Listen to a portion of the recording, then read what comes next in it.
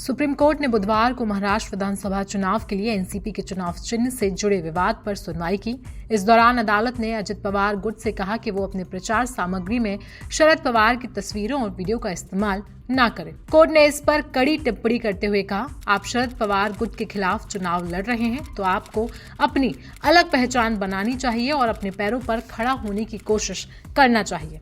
एक media report के मुताबिक जस्टिस सूर्यकांत और जस्टिस उज्जवल भुइयां की पीठ शरद पवार द्वारा एक याचिका पर सुनवाई कर रही थी, जिसमें अजित पवार गुट से महाराष्ट्र विधानसभा चुनाव में घड़ी के चुनाव चिन्ह का इस्तेमाल करने से रोक की मांग की गई थी। इससे पहले कोर्ट ने अजित पवार गुट को इस बारे में समाचार पत्रों में डिस्क्लेमर प्रकाशित करने का भी निर्देश दिया था। शरद पवार की ओर से वरिष्ठ अधिवक्ता अभिषेक मनु सिंघवी ने कुछ सामग्री पेश की जो उनके अनुसार सुप्रीम कोर्ट के आदेश का उल्लंघन करते हुए प्रकाशित की गई थी।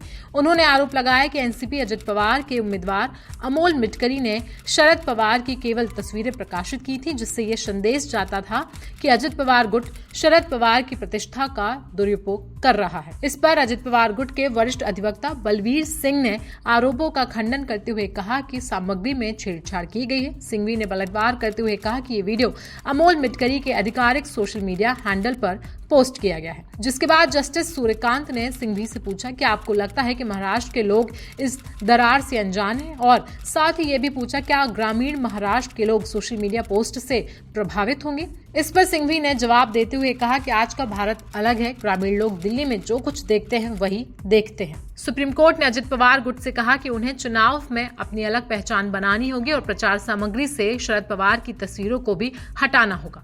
कोर्ट ने बलबीर सिंह से ये भी कहा कि वे अजित पवार के सभी उम्मीदवारों और पार्टी के सदस्यों को ये निर्देश दें। जस्टिस कांत ने कहा कि जब कोर्ट ने आदेश दिया है तो उसका ईमानदारी से पालन किया जाना चाहिए। बता दें कि कोर्ट ने आगे ये भी कहा कि चाहे ये वीडियो पुराना हो या नया, आपको शरद पवार गुट के खिलाफ चुनाव लड़ते हुए अपनी अलग पहचान बनाने की कोशिश करनी चाहिए। उन्होंने आगे कहा कि मतदाता समझदार है, वे जानते हैं कि शरद पवार और अजित पवार कौन है।